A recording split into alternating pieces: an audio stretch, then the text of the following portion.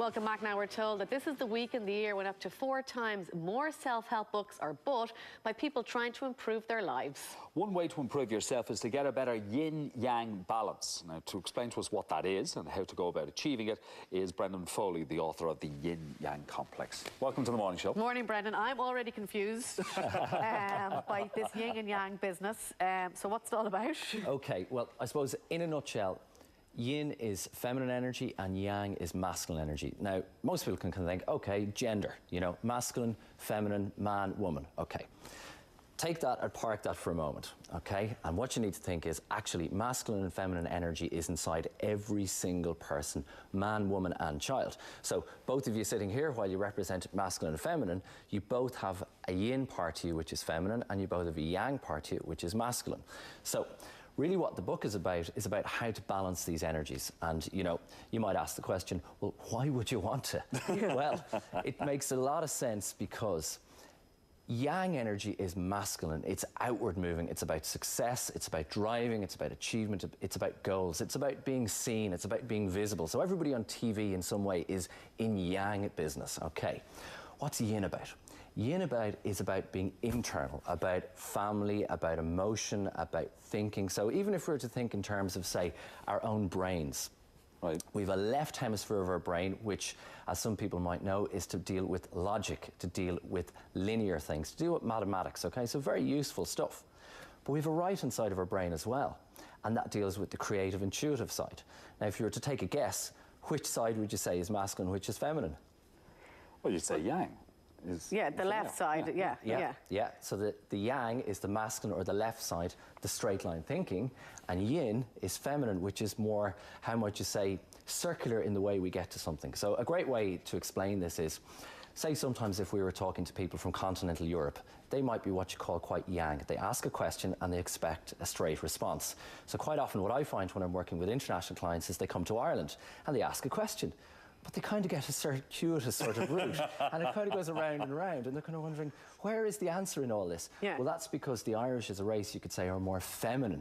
We tend to talk around things rather than answer or ask questions directly, as you're probably seeing at the moment. So I always refer that as giving the scenic answer.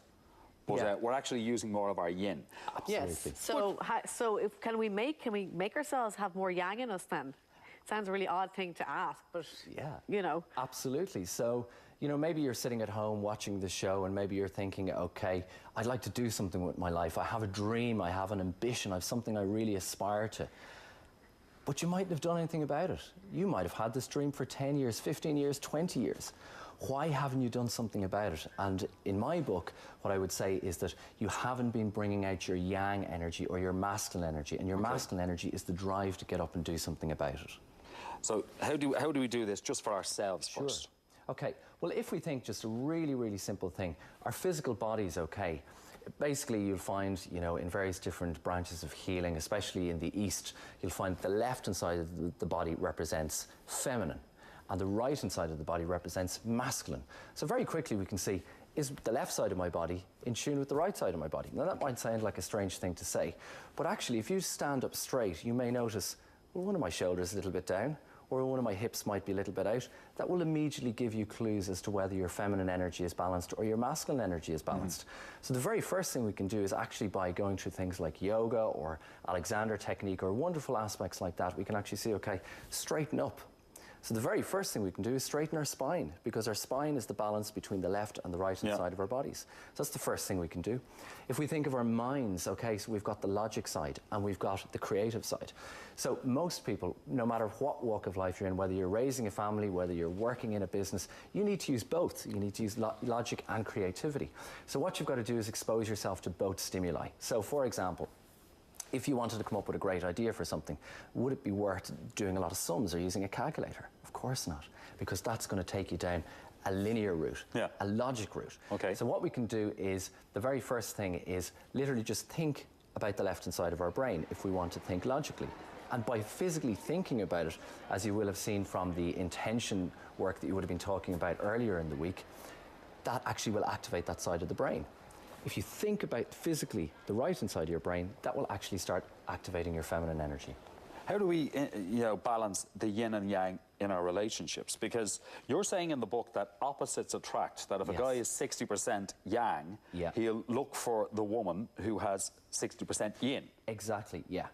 The idea being that it's almost like opposites attract. It's like magnetism, okay? If you get two magnets and you put them together, and if you put the positive sides of two magnets together, they'll repel each other. Okay. The same with the negative side of a magnet.